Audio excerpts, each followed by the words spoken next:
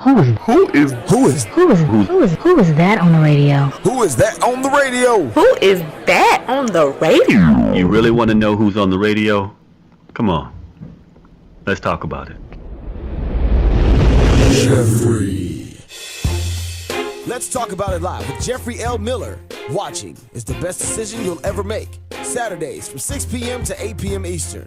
Call or text in live 470-251-4647. Hashtag Let's Talk with Jeffrey. And come check us out on www.statusnetwork.net or download the Status Network app on your Apple or Google Play Store. Let's give them something to talk about. It's almost showtime, people. Let's tune in to see what Jeffrey has in store for us tonight. And here's your host, Jeffrey L. Miller. What's going on, Instagram family? It's time for Let's Talk About It Live with Jeffrey L. Miller on the new home, Manifest TV, right here on the Status Network. Listen, it's been 3 long weeks since I've been on the air. So, I'm just itching to talk about all these things that's been happening. Now, first of all, I'd like to welcome our guest to the show today. Now, I know I'm going to get it right because I believe in me. Ivana, almost had it. Almost. Ivana is joining us here, Apostle Ivana Vereen, correct? Wonderful. Welcome to the show. Thank you so much for coming out. All right. And returning to the show, this is his second time around, we have Selwyn Scott. Welcome, Brother Selwyn. Good to see you again. Very good to be seen. All right. All right, now listen now. I want everybody to understand something. Go ahead and grab your mics. That way everybody can hear you. I think we're already on. Good deal, good deal. This is a whole new format. Normally, I used to be behind the bar. But now, I'm completely legitimate with this thing because I got my own desk. How about that? Y'all like that? I like it. I think it's going to be hot. So we're in a new place, new network, new atmosphere, a blue screen, big old banner in the back. But you still know what time it is. It's time for you to close your mouth and listen. You ask me some questions. I'll give you some answers from a man's point of view. Now listen, I got one reason for the habitually single woman and one reason for the habitually single man as to why you might be single. But before we get to that, here is my disclaimer. Now, see, what I'm going to talk about might not apply to you, and if it doesn't apply to you, I don't want you to put your foot up in this shoe. But if it does apply to you, I want you to put both feet in both shoes and walk around in them because you're about to learn something tonight. Now, ladies, you go first. Ladies, some of y'all are single because you don't know what a real man actually does. I need you to understand me. You've been dealing with dudes that are the F-boys and the chumps and the lazy men for so long that that's your standard right there. So when a good brother comes along and he starts doing good brother things, you don't know how to relate to that. You might think he's too nice. You might think this is too good to be true. I know he gonna mess it up. You might think something like that, but I want you to understand, ladies, is that's a reflection on you, not a reflection on him. Love might have some moments of pain, but love isn't painful. Love might have some moments of pain, but it's not painful. Nobody can show you love and affection by jacking you up or being insanely jealous. No, that's not a healthy relationship. So, ladies, I need you to understand that sometimes you might be single because you don't know what a real man does. Y'all didn't think I was going to change, did you? All right. Apostle Ivana. Did I get it right that time? Still didn't get it right. Ivana. Okay, Ivana. Ivana, got it. What do you think? Well, I think what you're saying is on point. Okay. Some women get so used to. I'm sorry, y'all. My hand is uncontrollable. I got to reach over here and get this bell. Y'all know, welcome the bell back to the show. Y'all know how it is. We always work with the bell. I like what you're doing. Okay. Okay, but some women, they have gotten so used to and comfortable with being treated less than that became their norm. So when the good man comes along and says, wait a minute, I want to treat you good, I want to treat you like you should be treated, it's like, hold up, I'm not used to that. Mm-hmm. It doesn't make sense because that's out of their norm. Sure. So the mindset has to be changed. Mm-hmm. The mindset has to be renewed. Almost like the stuff that was in there, the abuse, the emotional abuse, it's got to be unlearned. Absolutely. So that's my stance on it. We need a renewed mind for everything. Wonderful. Thank you so much for that feedback. All right, Brother Selwyn, what do you think? I think, Prophetess has a great point. I think that also, for me, it's just being in the position to receive it, knowing how to receive great treatment, great behavior.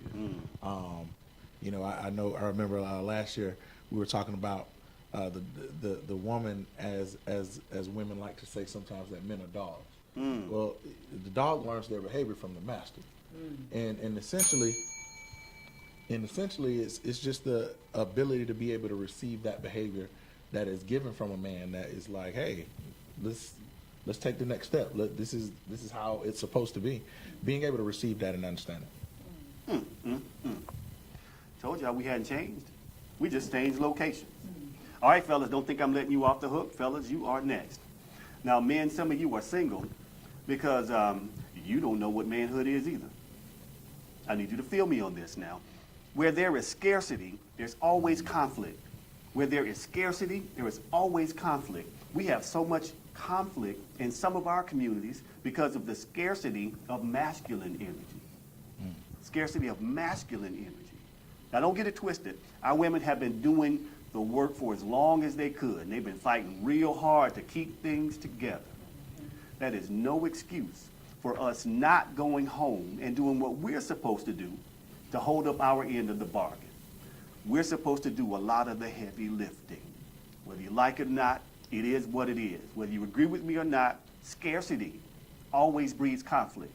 And we got conflict going on in our community. You can tell by the way people approach our women right now with all types of haughtiness and all types of impetuousness when they talk to our women because they feel no threat of repercussion from the men. I need you to feel me. So fellas, you might be single because you're too busy talking about what women ain't doing, what women's supposed to be, how women ain't changed, but you don't know anything about manhood. Brother Selwyn, what do you think? One of the things my father used to say is that you have to be the change agent you want to see. Absolutely. And for men, I think you hit it dead on top of the nail on top of the head. Like we have to really reclaim our position and reclaim our understanding of we are the headship and we actually lead. So based on that, I'm really, really glad you brought that point up. And I think it's one of those things where the propaganda of how we even view television, things that we actually look at on a consistent basis, how they actually basically emasculate men to where we think that that's the normal function and our normal role. Thank you. All right. Yes, ma'am. What do you think? I definitely want to add to it pride. Okay. Pride is in the way. People in general are lacking humility. Pride has superseded humility. It's a process. To everything, there's a process. And you have to learn, you have to be willing to learn to be a man. Okay. That means seeing it from a different point of view. You got to let the pride go. Let the pride go. So you can learn how to be the man, the head of your household. Because if you don't wear the pants correctly, the woman is going to wear the dress and the pants. And then you're going to be left outside. Dress and the pants. Thank you. Okay, now listen, here's the phone number. The phone number is 470-251-4647. 470-251-4647. I told you we got a lot of stuff to talk about. Before we do that, let's get some background on our two guests. Now, Pastor Ivana. Ivana. Dang it. I'm going to get it right before the show's over. Tell us about you and your, first of all, tell us about your spiritual walk. Well, today, praise God, I am affirmed apostle. Congratulations. Awesome. Congratulations. Was a process. Mm-hmm. It was a process. Can I just mention this real quick? Because Sure. I hear a lot of people saying it's not about the title. A lot of other ministers, and I sit in the service and I hear it's not about the title. And then you got some people who want to be the apostle, who want to be the pastor, who wants to be the evangelist, but they don't want to go through what you got to get through to become that. Okay. They don't know the tears that I've cried. They don't know the challenges that I've had to endure. They don't know what I had to go through to be where I am on my way to greater. Praise God. I got a story. Okay. I got a testimony upon testimony upon testimony. I'm going to tell it. Good deal. That's what makes me different. I'm transparent. I'm delivered and not ashamed. So I'm going to tell it. Born in the projects, you know, my dad was there some of the time. He struggled with drug addiction, heroin, and in the street, the women, and, you know, thank God he's delivered today. But my mother, she had to wear the pants and the dress. My mother, she had to be the strength. And, you know, God rest her soul, she passed on in 2002. But she did what she needed to do to set me on my way. I was addicted. Let me just say that. I was addicted to crack cocaine. Okay. I know I don't look like it. But, you know, when God delivers you, there's no trace of it. Wow. Absolutely. You know, when God steps in, it's over. You know what I mean? That season is over. So now what he's doing is he's using all that I have. I'm using what he's given me to tell, to help, to reach out to others. Wow, this was a journey. Even writing this book, because I had to relive some things. Okay. And if I wasn't delivered before writing this, Okay. I got what I needed by the time it was done. Understood. Because just reliving it, I almost had an anxiety attack. Wow. I was like, Well, here's what we're going to do. We're going to come back to that Okay, book. yeah. Because it's a powerful testimony. I can see right Yeah. now it's just, y'all can't feel the energy in the room, I'm trying to tell you. but I can feel it. Yeah. Okay, we're going to come back to that. We're going to talk about that. Now, Brother Selwyn, Yes. talk to me now. Here's your book right here. yes. My soulmate Is married. is married. Yes. My soulmate is married. Now look, a lot of folks, soulmate is married. And they still laying with their soulmate. Let's talk about the book, sir. What caused you to write the book? Tell us about it. It's a relational book from a male's perspective. I think, you know, I'm an avid reader, and I like to have great company and great conversation. That's how we grow as a people. That's how we galvanize our thoughts. And, you know, just looking at all of the movies, all of the shows that are portrayed on a day-to-day basis, you know, they have a woman's perspective. They have a more feminine point of view. And, you know, one of the things you have to be the change that you want to see. So for more of a realistic point of view from a guy, I decided to write a book of just the experiences growing up, from barbershop talk all the way to locker room talk. So it's a good mix of relationship, spiritual guidance, and the whole nine. Okay, now you both brought up spirituality. Now, I got a question for both of you. Now, first of all, what is the woman's role in a spiritual relationship? And then, Brother Selwyn, what is the man's role in a spiritual relationship? So let's get your perspective from the woman, then we'll bring it right here to you, Brother Selwyn. It will always be to be humble.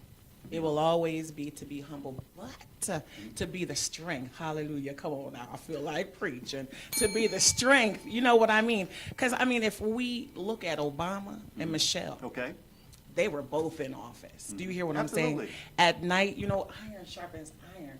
So, you know, he could have been going through some things and, you know, had some questions about some things. There's his wife to cover him. See, it's so important. The woman's role is so important. I mean, let's look at Adam and Eve. Let's look at Abraham and Sarah. Come on, Abraham and Sarah. Abraham was the father of many nations. How did that come about? Sarah played her role. She did what she had to do. You know what I mean? They worked as a team. Come on, they worked as a team. Men need women.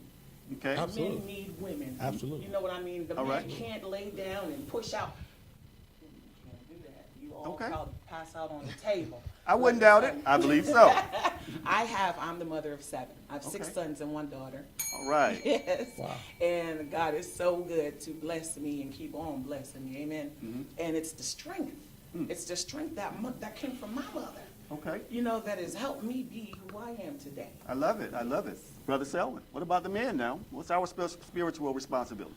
I think our spiritual responsibility is definitely to lead, to be the headship, and to take the brunt of the family. I think, and you can correct me if I'm wrong, but in my eyesight, I think the spiritual viewpoint should be God, man, woman, and child.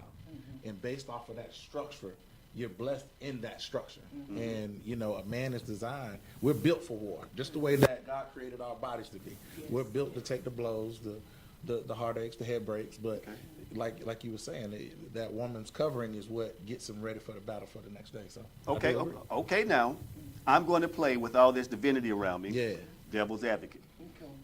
Angel's advocate, I like it. Okay, here we go. I'll take that. Angel's advocate, here we go. Now, we know that there are some educated women out there right now. Educated to the point where they're more educated than some of the men that approach them. Successful to the point where they're more successful than some of the men that approach them.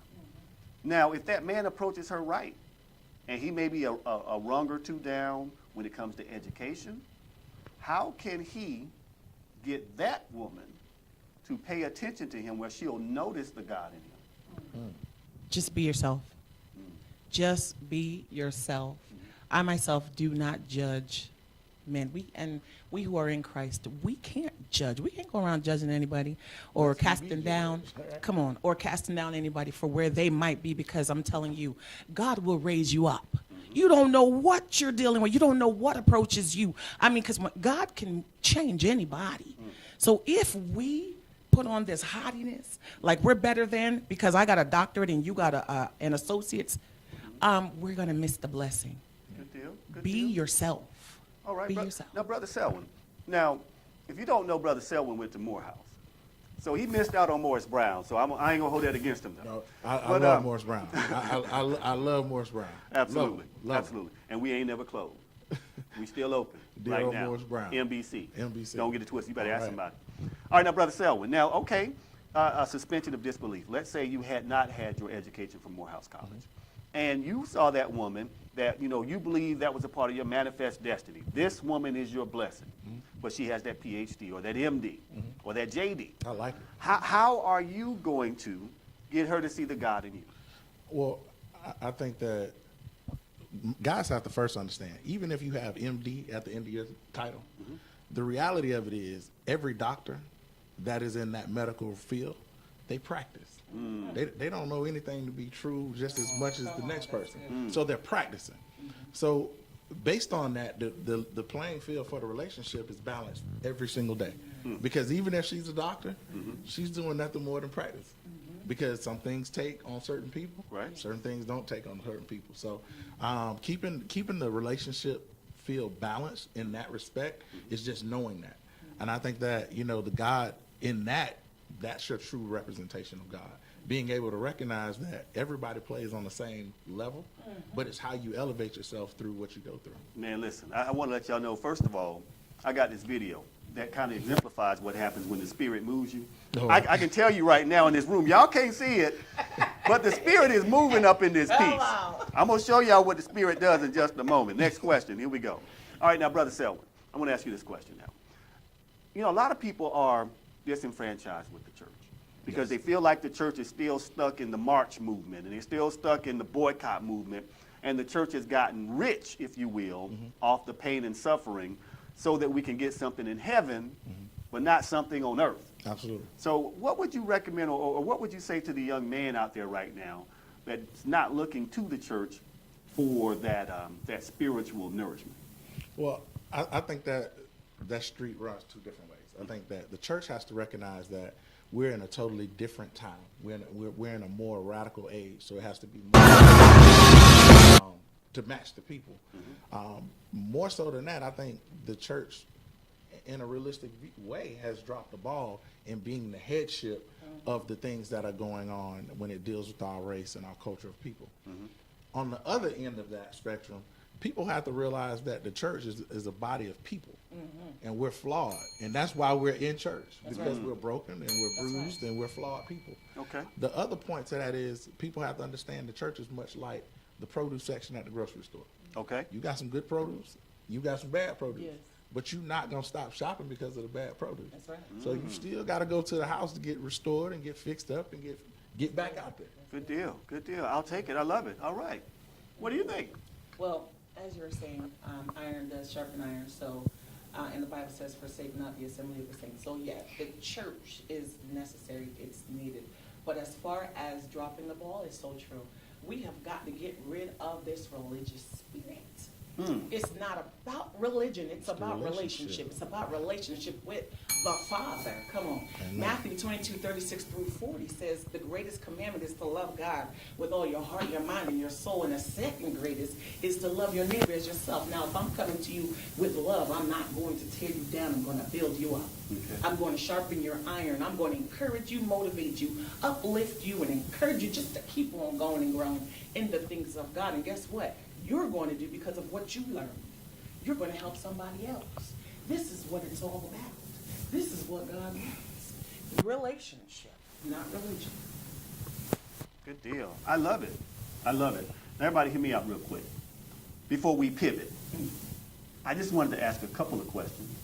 But when the Spirit actually moves you, sometimes it just takes over and moves it where you're supposed to go. Right. You might have everything. I got a whole layout of the show right here. You know, those last couple of questions, that's where the Spirit took us. We'll take it. We'll take it. So I got a quick question for everybody. How does everybody feel about the way that our society judges our women? Start with you, Apostle. Ivana. Stop. Did I get it right? Dang it. Ivana. Stop stereotype. Ivana. Got it. All right, so what do you think about the way our society judges our women? I would say stop stereotyping us, stop grouping us all together as women because we are individuals. Okay. You know what I mean? And it goes right back to your relationship and your walk. Mm-hmm. You know what I mean? Because we're all on different levels, trying to get better, trying to be better. So we can't be grouped in the same category. You know, we're individuals. Okay. Brother Selwyn, what do you think? It seems that there's a lot of pressure put on women in this society to be a certain way to be deemed worthy of womanhood. What do you think? What's the problem with that? I think it's a self-worth issue. Like, you have to know your self-worth. If the decision is to make, you know, I want higher cheekbones or bigger shoulders or whatever you decide to have, right? That's up to you, and that's within your walk and within your personal id, right? But if you're doing it to appease or please someone else, I think that's where we miss the ball a lot, because you know, it's about the self gratification of yourself. How do you know, make yourself happy, and because that's going to be exemplified when you deal with someone else anyway. Good deal. Now I have a video that we pulled out. And this video is for Well Said. Now I'm going to set it up a little bit. There's been this whole movement around what we call women who decide to dress provocatively, decide to walk provocatively and talk provocatively. So in this clip, there's this gentleman talking to this young lady. You can tell when you look at her face that she's a younger woman, and he's challenging her on how she's dressing, how she's acting, and the way she responds to it is pretty impressive. This is a segment that we call Well Said. And the thing about it is I want everybody to get me. You can be who you want to be. As long as you're not hurting anybody else, I'm good with it. The thing is, there is pressure from society. I speak to a lot of my friends who happen to be feminists, and they know that this is a part of a patriarchal society that's designed to keep them oppressed. So we're going to play this video. We'll come back and talk about it. This is Well Said. Let's roll clip.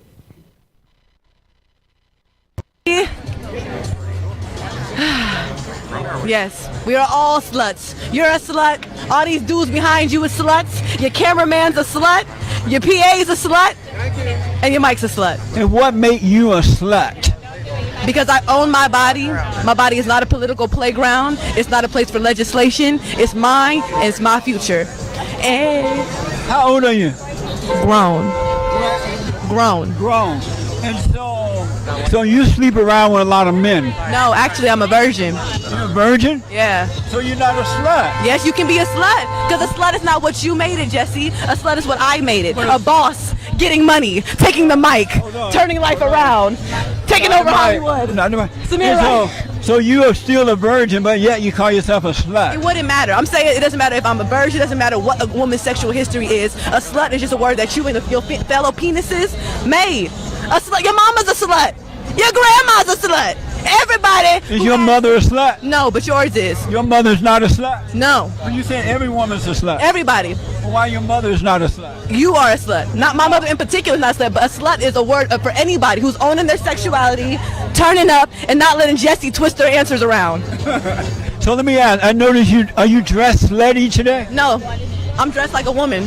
What made you decide to come out looking like this? You look like a slut. What made you do it? You look like a slut. What made you dress? What made you dress like this? No, just answer that question. What made you? I dress like this because I can dress whatever I want to. Period. But what made you dress like this? Let me ask you, do you believe? You put on this striped shirt? Let me ask you, do you believe in God? Yes, Jesse. I believe in God. Would God want you to be a slut? God would want me to be whatever I want to be. Would he want you to be a slut? He would want me to be whatever I want to be. How about a slut? Whatever I want to be. And why would he want you to be a slut? He would want me to be whatever I want to be because God believes in choice. And you should know that, Jesse. That's why you're allowed to wear this lame-ass shirt. Would your parents be happy to know that you're a slut?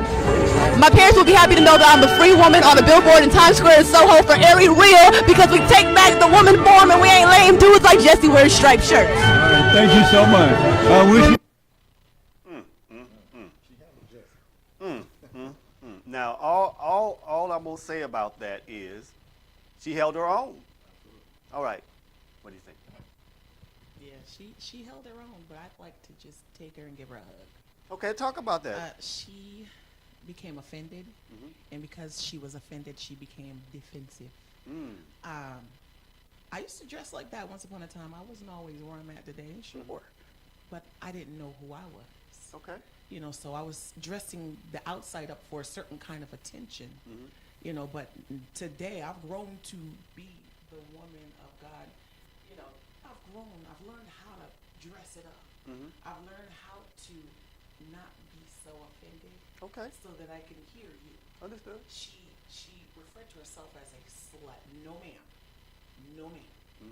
I will not degrade myself. I will not think less than of myself. You know, how you treat yourself is how you're going to allow people to treat you. Well, let me give you a counterpoint. Well, first of all, Selwyn, let me get your input on the video.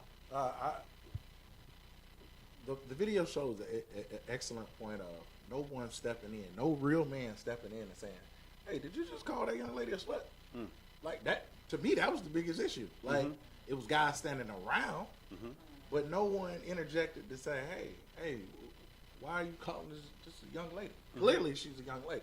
She's younger than you are, so why are you calling her a slut? What did she do? So, to me, that's the bigger issue. The second part of that, I think that she's a young lady just being liberated. I think that was her attitude. That was what her vibrato that she gave off. But you make a great point. I think you shouldn't claim things on yourself that you don't want to be portrayed as. So. Okay. Now here's, and I understand and agree with everything you said. Great points. Here's a counterpoint.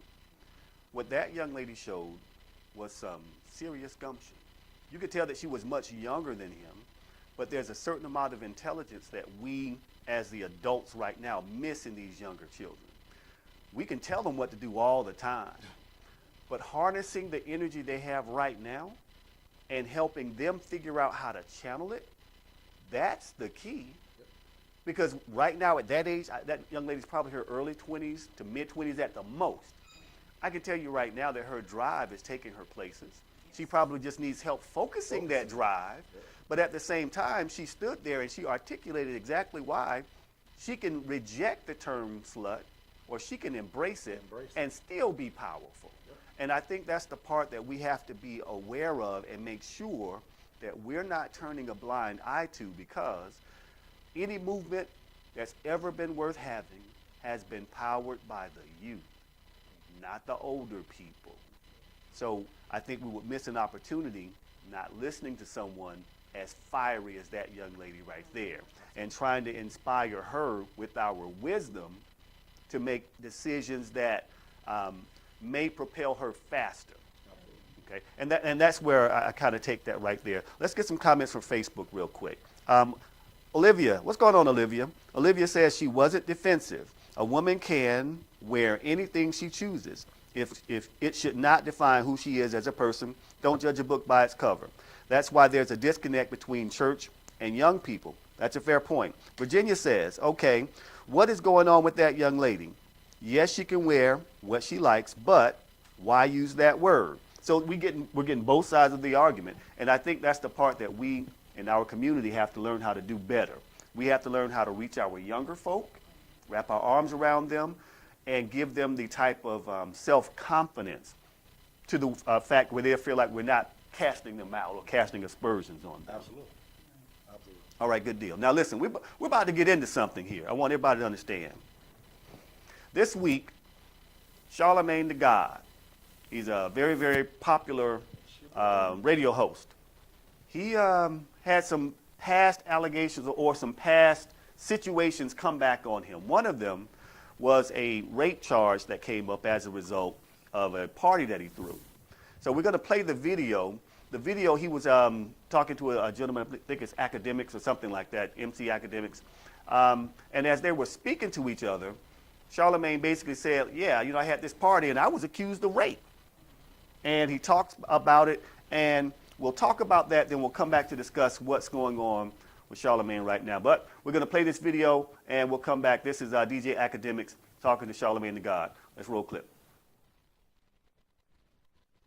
Since you gained fame with like either groupies or I don't do that shit. I'm scared of that kind of shit. I done had a rape charge before. Oh, for real? Hell yeah, I'm scared of that kind of shit. I don't even play them. You had like a charge? How you beat that? Because I didn't do it. It was a criminal sexual conduct with a minor charge. That means you would have to like register for the Yeah, conduct, I was. right? It was the year 2000, 2001. I think I was like 20. I was 20 years old.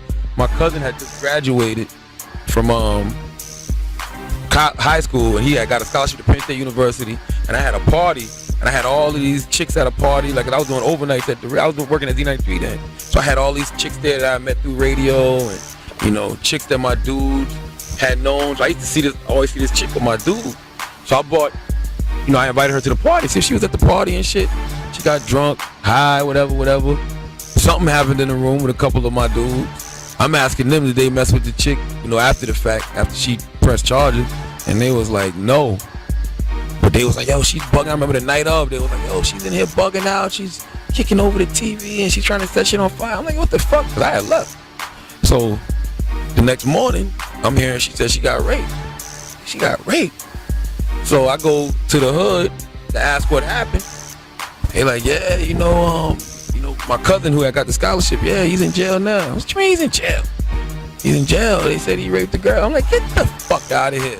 I go down to the jailhouse, talk to the detective myself. No, ain't got no one for me. I just told the detective, like, hey, look, I take full responsibility for anything that ever happened in the house last night. You gonna take the case? No, but I told her, I said, as far as I know, because I asked around, did anybody fuck? I'm like, yo, nobody got raped, yada, yada, yada. They didn't even have my cousin in custody. My other cousins was fucking with me because they was mad they didn't get invited to the party, hating ass motherfuckers. So my cousin wasn't even in custody. So I went down to the jailhouse for nothing. So I'm like, yo, I take full responsibility for everything. You know, I bought the alcohol. They was like, well, you're not even of age to buy alcohol.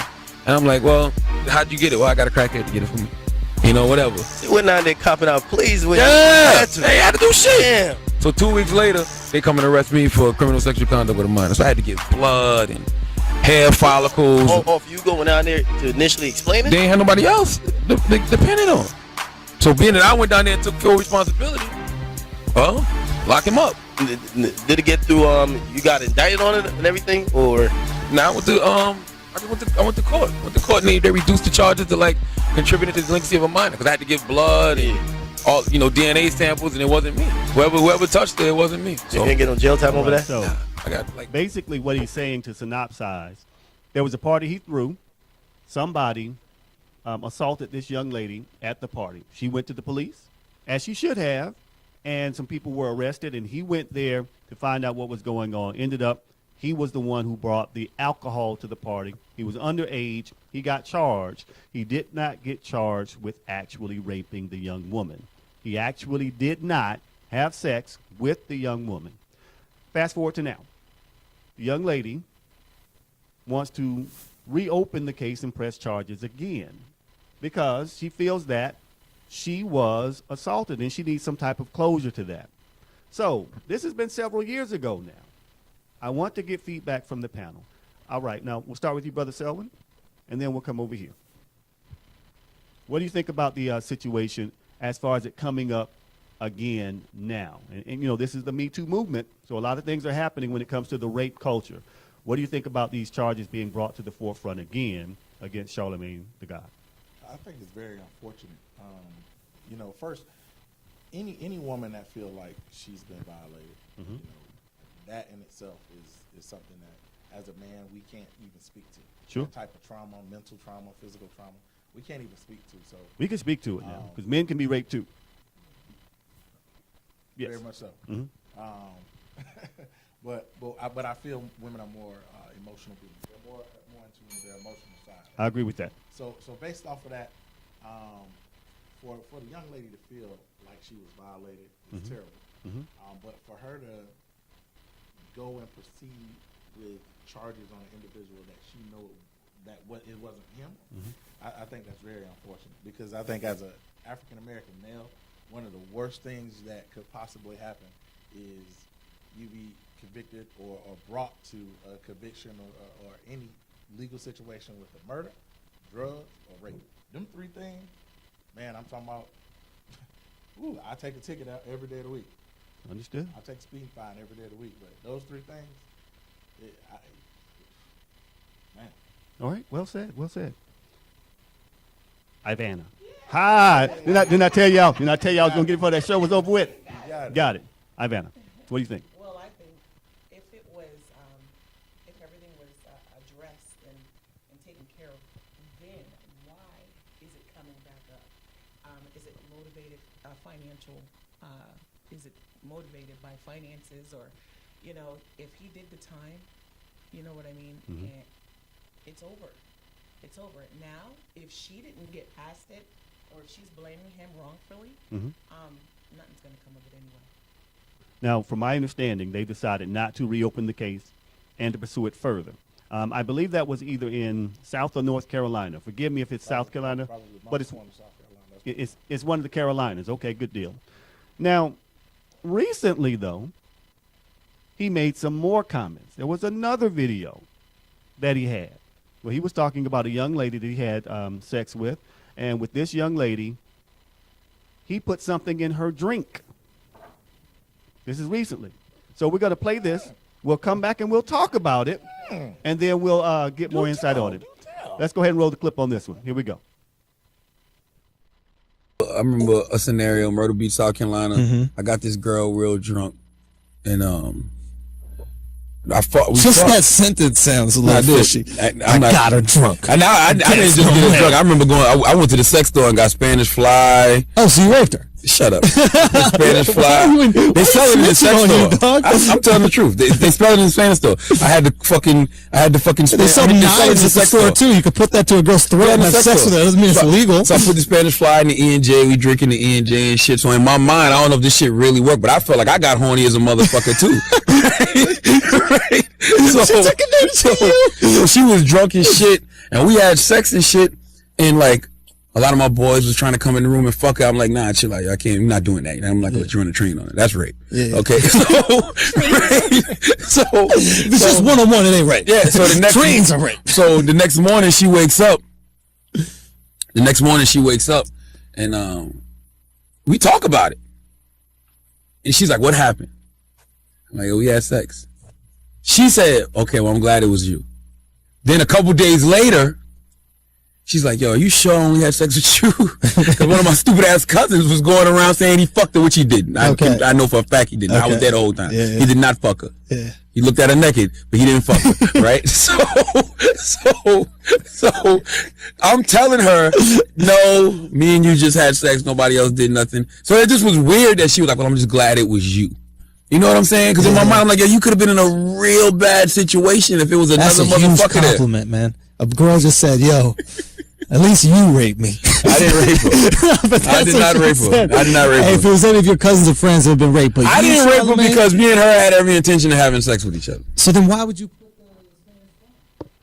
Okay, now you heard him say towards the end of that clip that they had every intention of having sex with each other. That's what he said. All right. Now, Pastor Ivana. Yes. 2 times in a row. Get with your boy. All right. What do you think about that video, especially in this day and age of the Me Too movement? What do you think? That's rape. I've been there. It happened to me. That's rape. Okay. And the fact that she would say what she said, it tells me that it was a case of low self-esteem and her trying to figure out who she is because it's unacceptable. Understood. If you are not aware of what's going on, I don't believe that he should have taken advantage of the opportunity to have sex with her. Understood. You know, it was not consensual. Understood.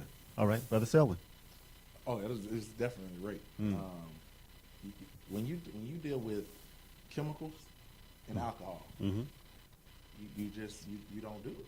Like, you just don't. I have 2 daughters, and you know, somebody put something in their Kool-Aid is a problem.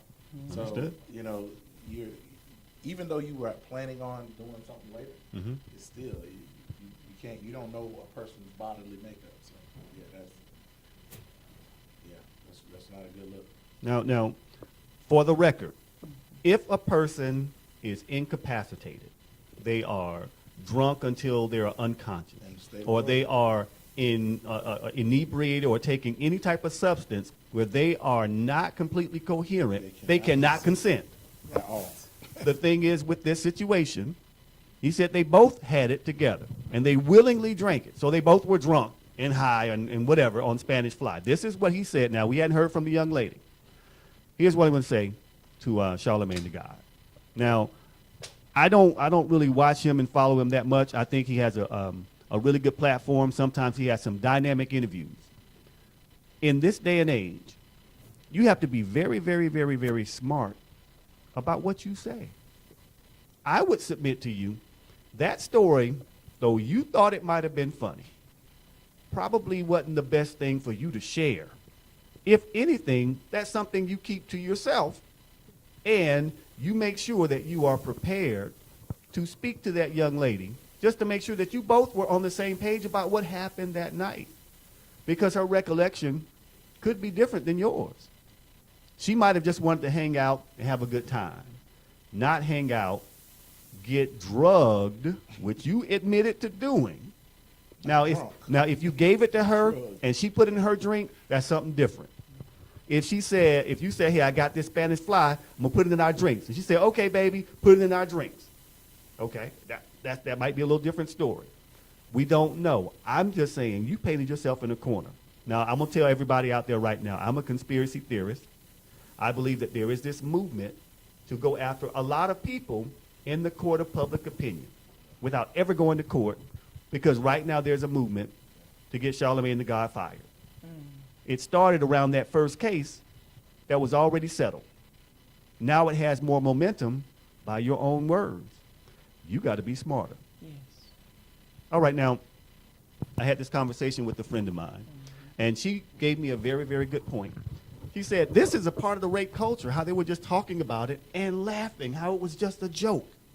It was a joke. They're sitting there, they're making a joke. One guy said, oh, you raped her. But he said it in a way that was a joke. He was being flippant about it. So, Apostle Ivana, I almost messed it up, and I'm on the roll. What do you think about the whole rape culture that we need to address in not just our community, but every community? How do you think we could best address that? Head on. We need to stop sugarcoating it and joking about it. It's not okay. Because we're minimizing the pain, we're minimizing the effects of getting what needs to be done as a result of rape or even accusations of rape. Not okay. It's never okay. But I just feel like it's the sign of the times. If we don't stand up for something, we're going to fall for anything. We have got to stop this now. Now, back in the day, you couldn't joke like this. You know what I mean? So I mean, it is like a movement. It's like a movement, and it needs to stop. It needs to be addressed hard. Fair enough. Yeah. Brother Selwyn, what do you think? I think with the movement, for those who have legitimate cases, rapes, things have actually happened to them. I think in those situations, those women have a specific voice. So in that respect, the movement itself is great. But I think that with that movement, I think too many people have leached and latched and attached themselves on to something that is not to be played with, not to be fooled around with. Because as a man, again, on the back side of that, you have to deal with the 50-50 chance that, well, it was brought up, so maybe. You have to always, even if you're exonerated, it was brought up, so maybe. And who knows, Charlamagne self-admittedly drugged the young lady, so, who knows? He could have been in line to go to NBC, ABC. You know what I mean? And self-admittedly, now he's taking himself out of the running for something bigger that he potentially could have had. So, fair enough. I think you have to be real careful with saying rape altogether. Right. Before I go back to my comment on it, Olivia has a comment. She said it's still rape when she became unconscious, which prevented her from being able to change her mind. That is absolutely true. No disputing that part right there. Lashana says, hey, Lashana, how you been? Charlamagne better study the Cosby trial. He is probably going to find himself in a trial. What he admitted to is rape. I agree. Raquel, how you doing? We have to have you on the show again real soon. Olivia come back and says, even if she willingly took the drug and it left her incapacitated, she wasn't allowed to say no. I do not disagree with that. Here is my only point. Now, we're talking about what happened with Charlamagne the God several years ago and a decade ago.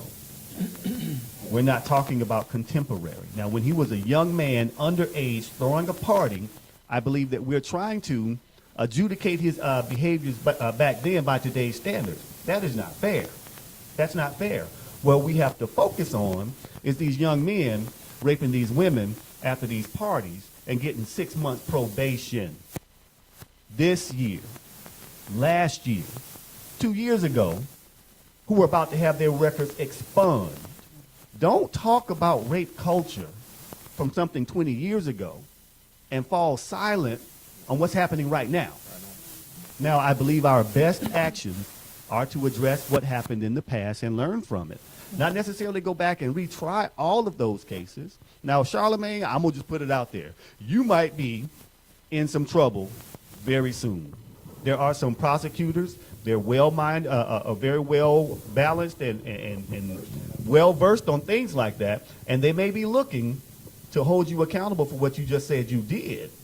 Now, I'm not wishing that on you, of course. I'm just saying that if you take a case like Nate Parker in Pennsylvania, Philadelphia, Pennsylvania, who was brought up on rape charges and found not guilty, releasing a movie and having that movie maligned basically because he had a rape trial and he did not apologize to the young lady.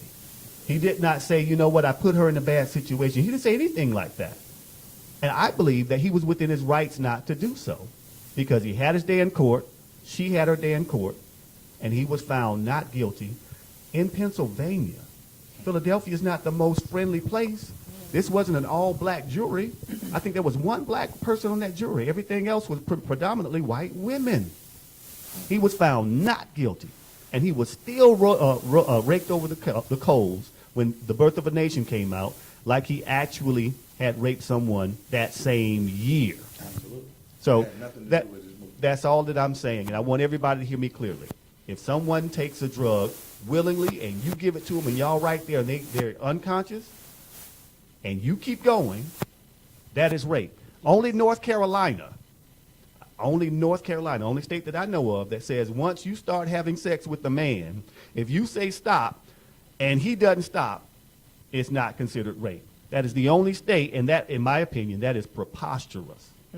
If we're in the middle of it and she says, you know what, I changed my mind, you supposed to stop. And I said supposed to on purpose. You supposed to stop. All right, I just wanted to put that out there. So here we go. Let's get to something else. There's this young lady that I actually enjoyed watching. Her name is Candace Owens. Now, Candace Owens is a conservative pundit. She appears on Fox News a lot. And not long ago, she had a post she put up about the war on police. She said that police brutality is a myth. Now, I went on that post, and I engaged some law enforcement professionals, some conservative Americans, some liberal Americans, and we had a very, very spirited debate. And I had fun peppering them with facts.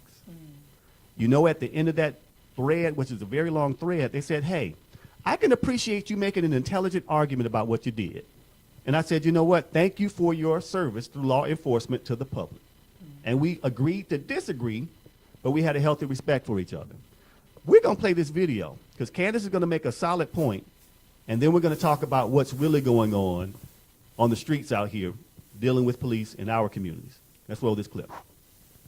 Move myself from this narrative that CNN is trying to sell to us. When I remove myself from the emotional aspects, which, by the way, people ask me the question, how can you say it was okay that Philando Castile died and was shot by a police officer? I would never say that it was okay that Philando Castile died. I would never deny a horrific event. What I'm going to deny is your right to manipulate my emotions because a horrific event happened. For you to be able to control how I vote and how I view the world because a horrific event happened.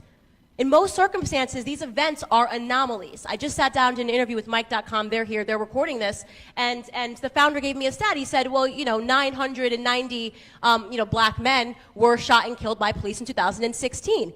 Yes, but only 16 of them were unarmed. A police officer has a right to shoot back to defend himself against somebody that's coming at him with a gun. So the stats of how many people died is irrelevant. The fact is how many unarmed black men were shot and killed by police officers in 2016. The answer is 16. That is 0.00004% of the black community. And we saw it every single night. You would think that police officers were just gunning down people based on the amount of melanin in their skin.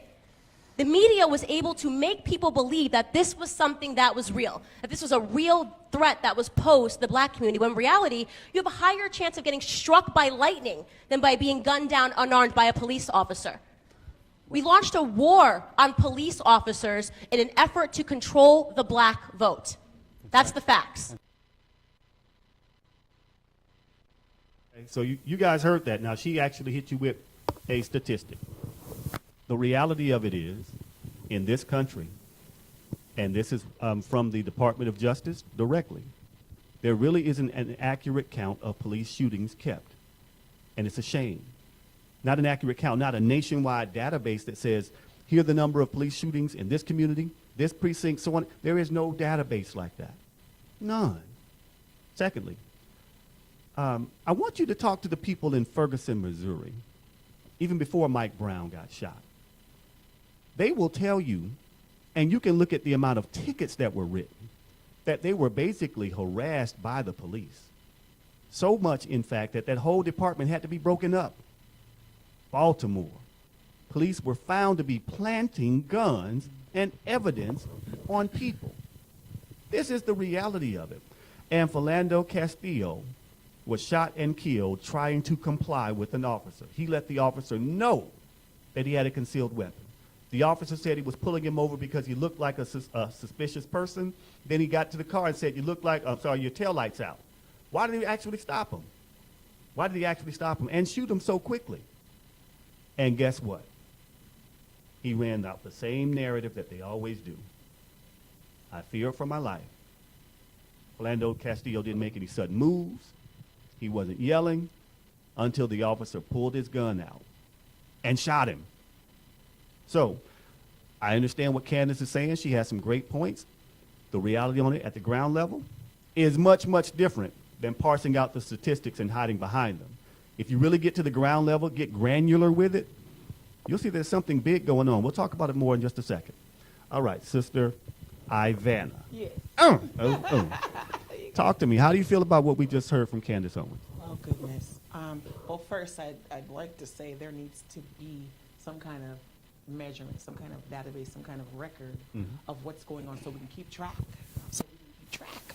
You know what I mean? That's what I would question. Why isn't there something in place to keep track of police shootings and, things of that nature? Agreed. It's unfortunate. It's sad. We need to teach our young men just to be humble.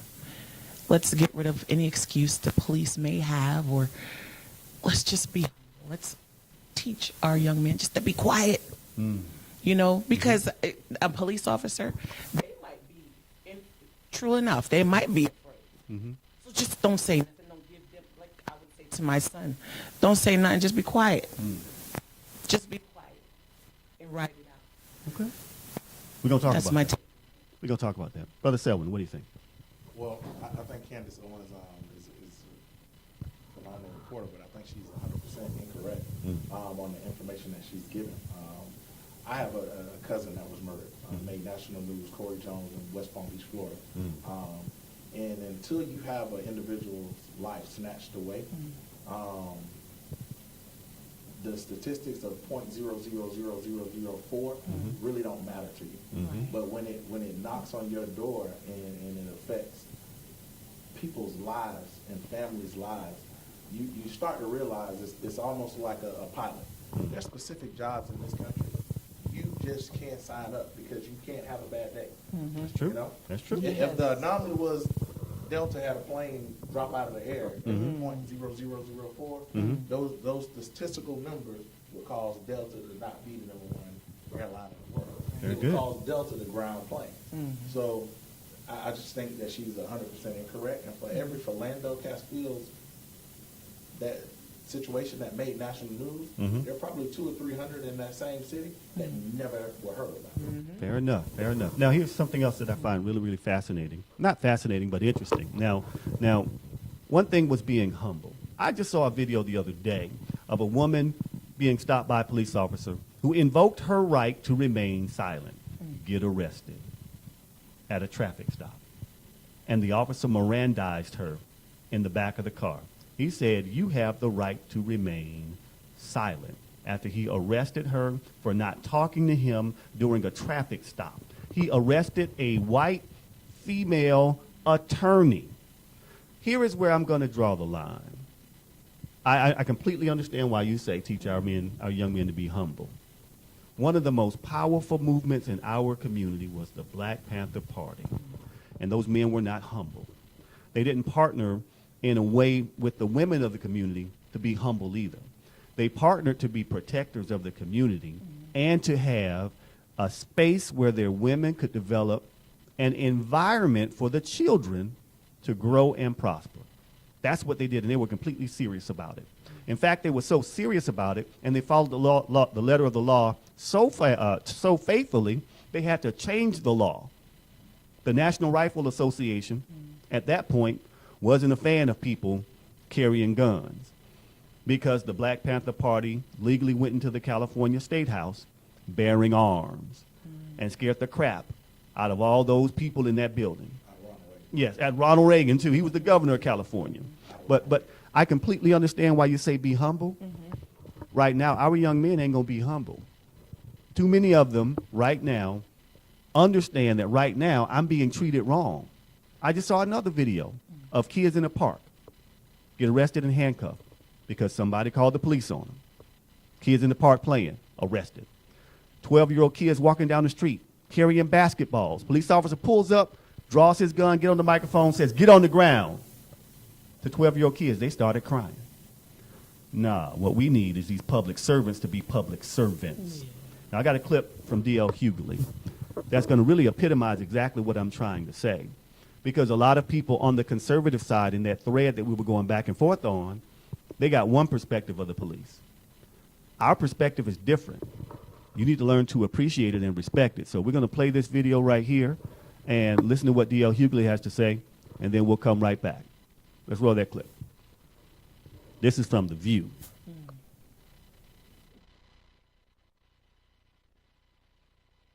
Here's the thing. The most dangerous place for black people to live is in white people's imagination. When you look at the fact, honestly, you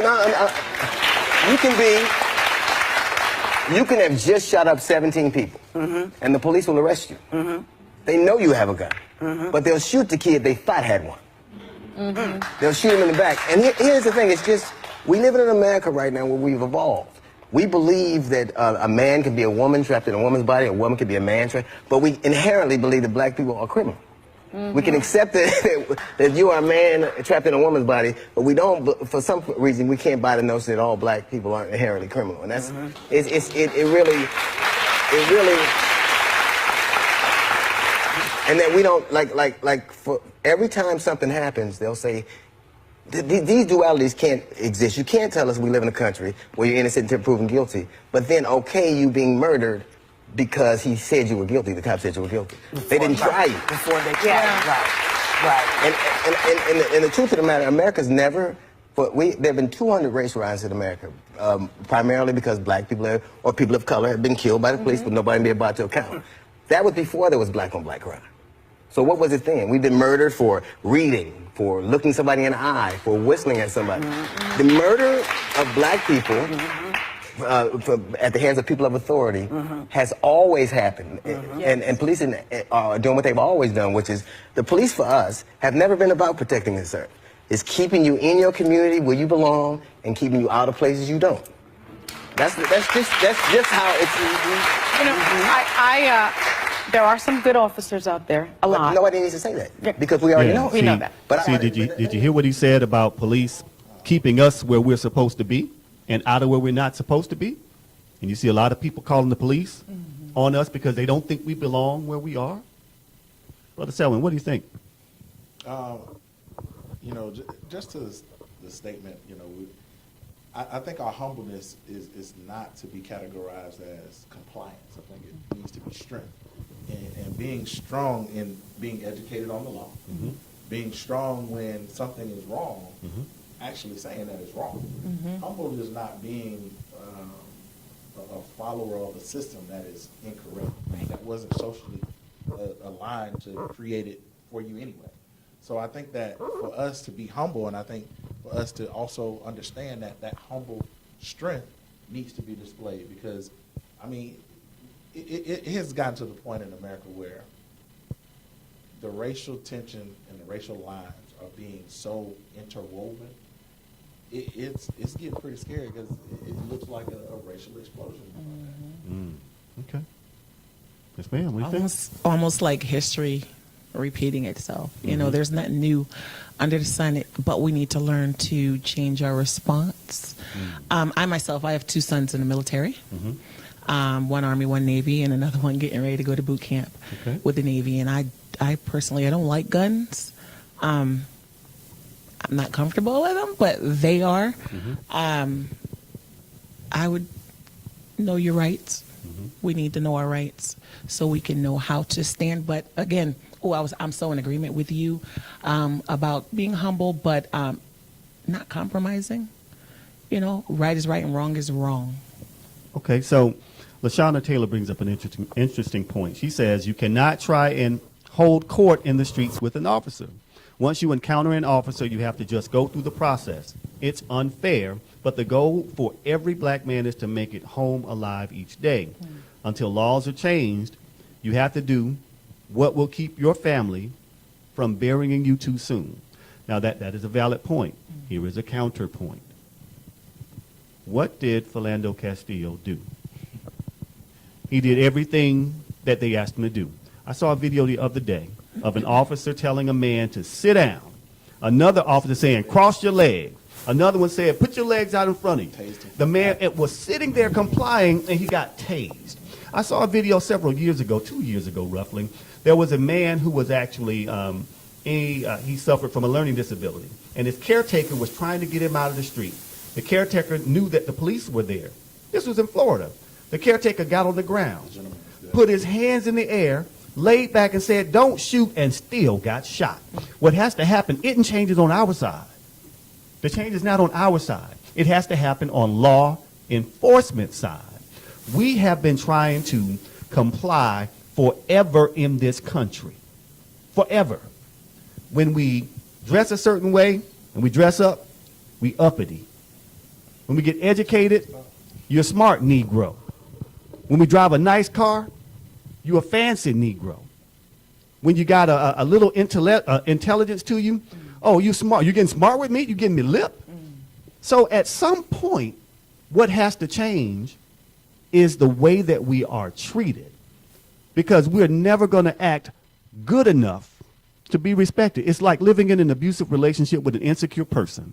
You can never satisfy that insecure person. I don't care what type of house you buy. I don't care how accountable you are to them.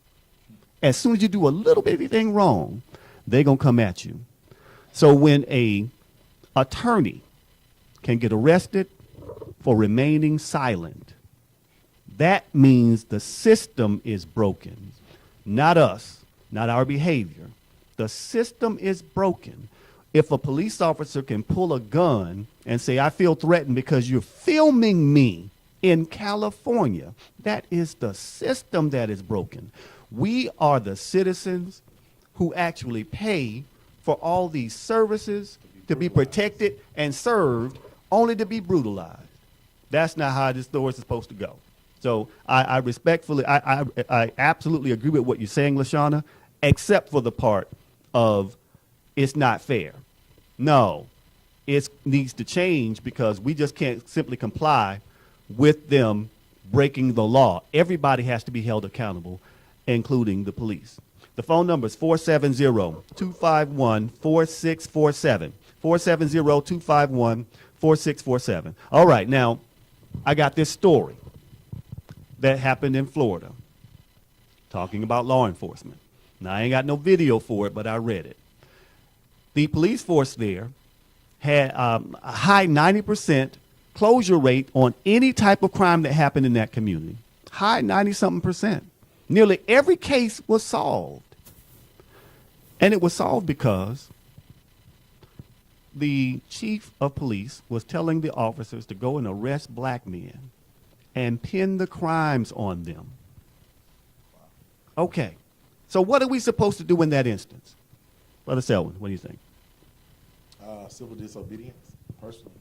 You know, I think we have to get to the point where enough is enough, and we start policing our own communities, start policing our own neighborhoods. You know, we again pay for a service, and I doubt very seriously of any taxpayer is paying to be brutalized or paid or is paying to be put in their place. I think that, you know, it is very tragic, and if that department still continues to cease to exist, I mean, it's just a reflection of how social injustice plays a part in everything that we do on a day-to-day basis. Good deal. So in that instance, you're being humble, you're complying with the laws at hand, but you're a target that's complying. And we all know what happens to targets, whether you try and hit them or not. All right. Pastor Ivana. Right is right and wrong is wrong. I'm sorry, I said pastor. I mean apostle. It's okay. I want to get that title right now. If you missed the beginning of the show, she said it out why that title is important, so I apologize. I mean, I've been ordained as pastor, evangelist, started out as evangelist, but that's okay. Okay. I'm Sister Ivana. How about that? All right. But right is right, wrong is wrong. So they have got to be held accountable, especially in the public's eye, or else it's going to happen somewhere else. They got to put a stop to it and put a stop to it now. Now, you had said basically about us coming together. That is key. Together we win. Everybody who knows me know that's what I go by. Together we win. So we've got to come together and fight back. Not with these, but with this and this. Coming together to make a difference. That means I'm not going to talk about you. I'm not going to come against you because I need you. We need to come, and it has to go back to God. You know what I mean? But I'm sorry, I got to bring them in. I'm not sorry. I got to bring them into it because people aren't praying anymore. People don't have relationships with God anymore. And because they don't have relationships with God anymore, they don't know how to have a relationship with other people. This is a problem. Together, we have got to come together to make a change, to make a difference, because one person alone can't do it. So let me ask you this question. When you say come together, what does that look like? Come together, united, in agreement, one accord. Okay. The Bible says where there are two or three gathered together in my name, that is God's name, there he is in the midst. Okay. The importance of togetherness, being in agreement. Let me tell you, if we're in agreement, we're going to get so much done. Okay. So much more done than if you try to take the weight on by yourself. I agree. So we can share the responsibility. And in doing so, iron sharpening iron, we'll come together and bulldoze that thing. Now, are we looking to come together with our community or multi-communities? Or when you say come together, I'm trying to really understand what that looks like. Are we aligning with each other and everybody aligning? Well, I would love for everyone to align, but if black people are not aligned, it needs to be focused Okay. in that area. Fair So enough. if we can get it together at home, how can we get it together throughout the rest of the world? Okay. All right. Fair enough. All right. Now listen, I don't want to go too much further down that rabbit hole, because that's a whole show. Now we need about 4 or 5 hours and a big old stadium full of folks. But I do have one thing I want to say. In that thread, here's what I learned from talking to people and communicating through Facebook with people that did not agree with me and did not look like me. When you hit them with statistics and real facts, there are times that they will concede points. I said, okay, this young lady said all police officers get out there and it's a hard job. I said, okay, how difficult would it have been for a police officer to pull up and take an extra 45 seconds to assess a situation in Ohio before he sped up and shot a kid in 2 seconds? Why wasn't he prosecuted? She said, I don't know. He should have. I said, okay, what about Kenneth Brown Walker, a gentleman that graduated from high school a few years before I did in Columbus, Georgia, who was face down, handcuffed, with officers all around him, with an officer standing up over him, and he still got shot in the back. When something like that happens, I'm trying to understand what we're supposed to do. And they conceded the points. Now, I think we got a caller. Do I just hit speakerphone to answer? All right. Thank you for calling. Let's talk about it live with Jeffrey L. Miller. You are on the air. Give us your name and your comment. Go right ahead. Hi, it's Olivia. How are you? Hey, Olivia. Good to talk to you. How you doing? I'm doing well, thanks. Good deal. What you got for us? So I wanted to comment on the situation with the officer, the chief that was accused of Padding the stats. exactly. It happened in my neighborhood. Oh, wow. Yeah, in my neighborhood. And so it's interesting because, you know, it's a small neighborhood. So it's like probably, I think about 8 or 10 blocks. Mhm. So we're in between North Miami and Miami Shores. Mm-hmm. And so, you know, we have a small force. We have, you know, a mayor and commissioners. They're like council persons. And so, you know, it's just disheartening to know that. And I knew when it first came out, I was like, wow, I bet the kids that they're accusing are black. Mm-hmm. Because what was happening was we were getting a rash of burglaries that were happening, you know, and it was primarily people leaving their doors. It was primarily people leaving their car doors open, or, you know, things like that. And so basically, you know, these people were, you know, breaking into a few houses. And so every month, the commissioner sat of, you know, how many traffic, how many stops, traffic stops, and crime statistics every month. And it was just like, wow, everything's just been like 100%. Yeah. You know, I'm like, okay, you know, but I just think it's disheartening. I think what's most disheartening is that the reaction from my neighbors. Tell us about that reaction. They were more concerned. I mean, they thought that what the chief did was appalling. Mhm. I mean, he left a long time ago. Right. So he left about 4 years ago, if I'm not mistaken. And but there was no. We had a little kind of discussion on the Next Door Act. And what was disheartening was no one mentioned about the kids that he pinned these crimes on. And I knew they were black. Right. I just knew You know, I knew that they were black, and they were more concerned about what this would, you know, they were more concerned not about the chief per se, Right. but what others think. Mm-hmm. And you know, but no one talked about the kids, and I kept bringing, you know, I kept talking about, wow, you know, the kids, because think about it, they were trying to pin, I think it was like three burglaries on this one kid. Right. Here in Florida, that's like 15, 20 years. Is Florida a And I think- three-strike state? I'm sorry? Is Florida a three-strike state? No. It's no, not? It's not. I don't believe so. Okay. I don't believe Felony so. state? But It's a he felony was, state. you know, three burglaries he probably would have gotten like 10 years for each. Oh, wow. Wow. And so you're talking about a 16-year-old. So a petty crime is, you know, someone leaves their car door open or whatever. I mean, imagine, you know, and if the kid is guilty of doing something like that, or maybe, you know, maybe breaking into one of the houses or whatever, but to pin 3 crimes on a child at 16, that's his basically his life would have been over. But no one talked about it. Everybody was talking about, oh, the chief and this and that, and our police force is good, and, you know, that guy is out of here, but our police are really good. And yes, I have to admit, we do have some good officers. You know, being a single woman and living in a home by myself, they're good. But I just felt like, you know, let's talk about the kids. Let's talk about the impact of it.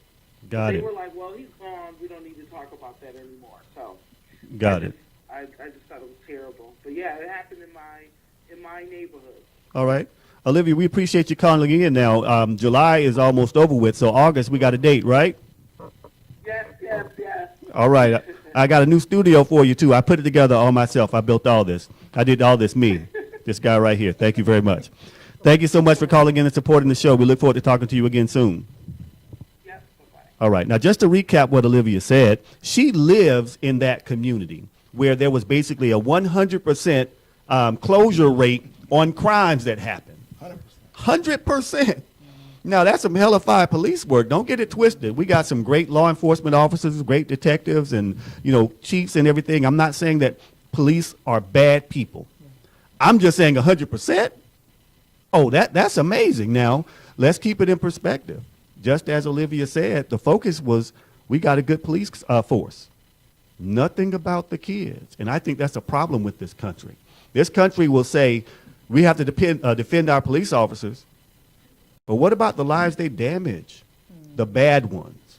Well, not all cops are bad. You're right. But the good cops seem to be side by side with the bad cops. And why do the bad cops go from one location to another one? Only in law enforcement does that seem to be okay. Look at football or any sport.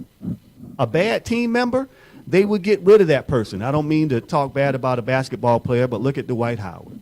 He has a horrible professional reputation for not being a good teammate, and he doesn't last very long on teams. That's just his reputation because he's supposedly, according to what they say, he's not a good teammate. So why are we so hard on Dwight Howard, but not so hard on law enforcement? He's just playing basketball. I have a question for you, Jeff. Yes, sir. Now, Selwyn, I got some comments. Okay. They say they can't hear you. Hold your mic a little higher for me. Okay. All right, go ahead. My question is, what does a good police officer look like? What is a good cop? What are our standards on a good police officer? You know what? I actually can answer this because of the exchange I had the other day. This police officer said, when I stop someone, I immediately think of how they feel about me stopping them. And I treat them with courtesy and respect. That is a good police officer. I had a couple of police officers respond to me saying this: why don't you go put on a badge? Yeah, you don't have the guts, do you? That, in my opinion, is the wrong attitude for a police officer to have. Of course, it takes courage. You signed up for it. Of course, it's a difficult job. You signed up for it. If you make a mistake, your police union will cover you. In some municipalities, your disciplinary record can even be made public because of the police union. Where they do that at? So that's what I feel a good officer. An officer who respects the fact that he's stopping a person and not a perp. And I think that in society as a black man, that's like one of our, we're not saying a person that upholds the actual law, that they're paid. The fact that this individual is just polite with me and think about my personal feelings makes them a good officer. Nothing about upholding the specifics of the law. Nothing about the law. Just the fact that, hey man, he gave me my ticket and told me I can go on my way. That was a good cop. I think that person, I think that's sad, but because like has our views of what a good cop essentially would be like has it changed that much to where now our communities are being policed by people who just literally when they drive down our streets they go, that's a good cop, that's Officer Brown, he a good man, he just waved at us. Like, is that really what it used to be? Because when I was growing up, our police officers, they were our football coaches. They were our basketball coaches. Same here. They were our track coaches. We knew they were our deacons. You know, now it's that is a good cop. A guy who waves or a guy who provides you with a citation and lets you go on your way. That's considered to be a good cop.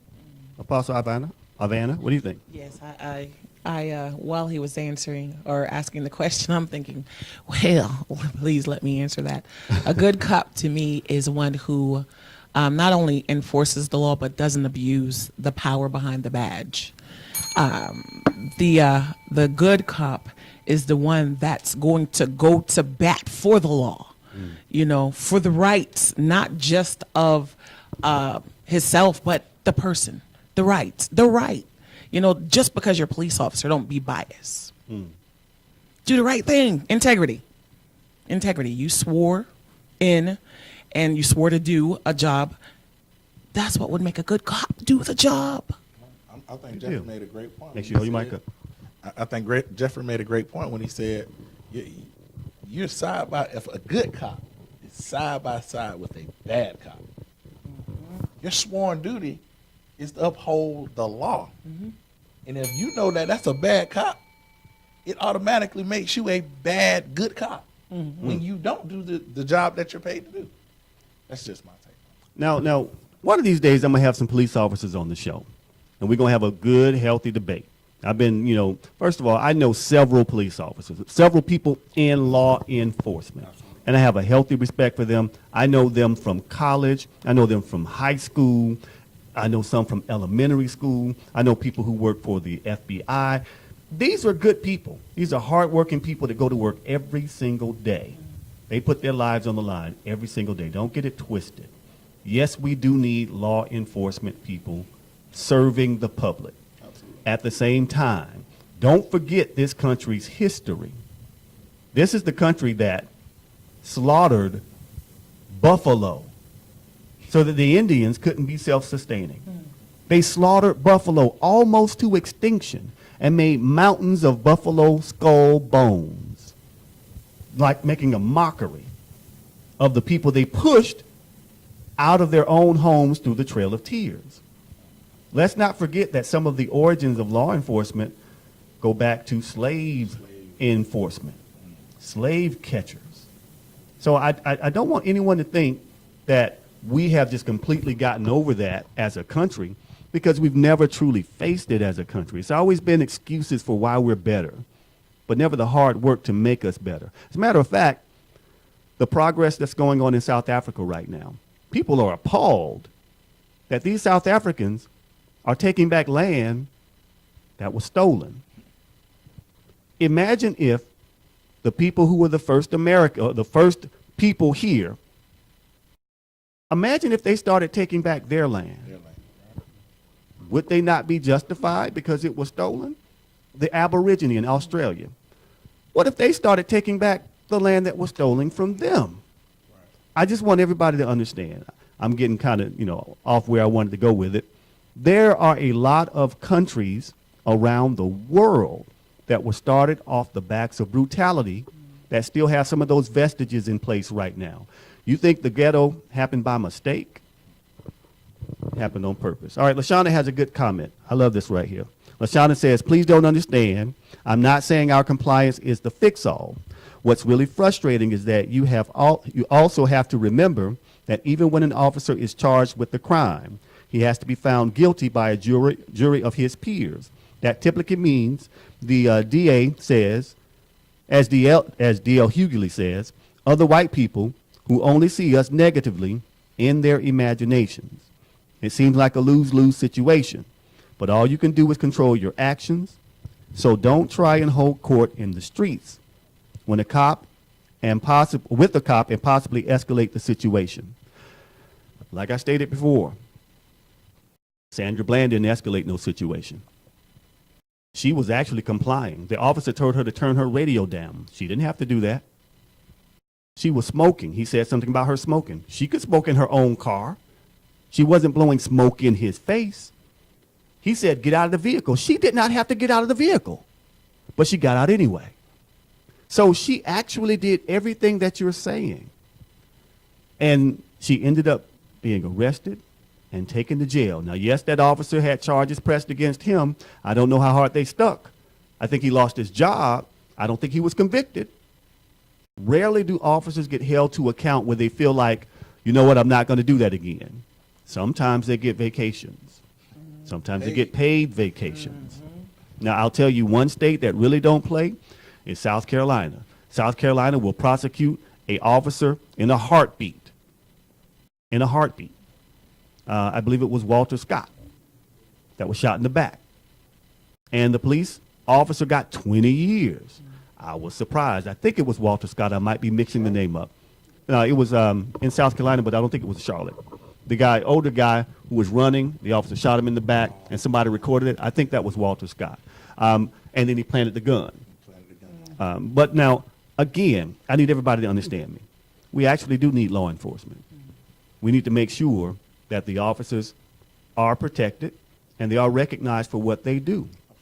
At the same time, we have to be respected too. Putting on the uniform doesn't mean you're above the law. You have to respect the law, and you should be held accountable for the law as well.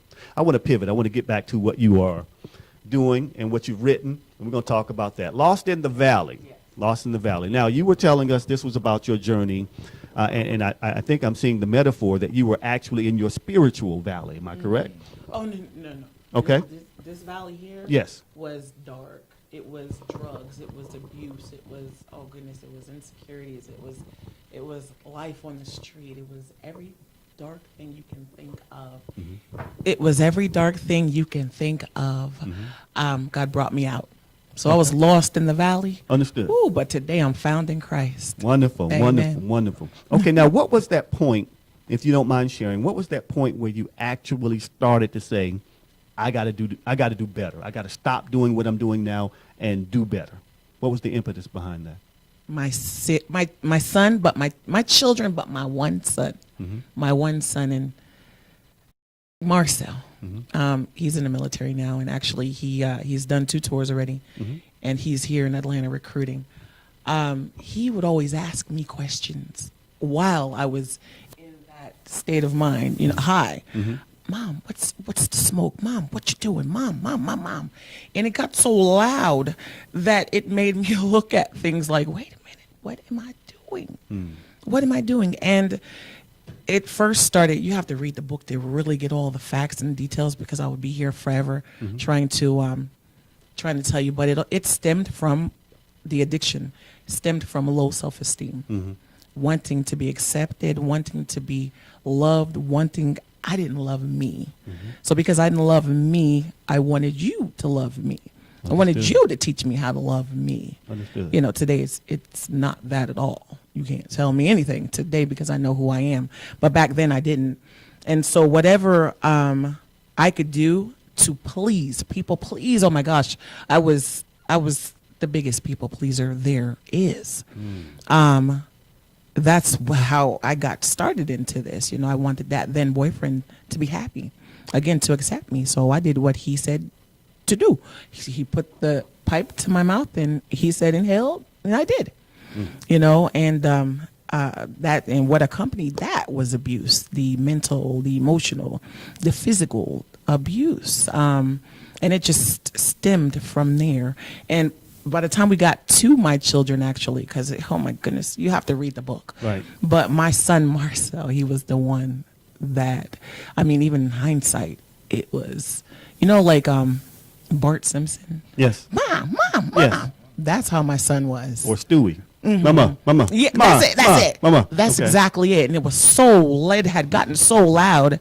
And then I realized, wow, everybody's been talking, not just Marcel. Everybody's been telling me, and trying to do it for them couldn't work. It would happen and it worked for a time, but it didn't last. I had to realize that I was hurting me, and in the event of hurting me, or in the process of hurting me, I was hurting everybody else around me. I had to say enough is enough. Father, help me. I submit and surrender. I can't do it on my own. Did I get clean that day? No.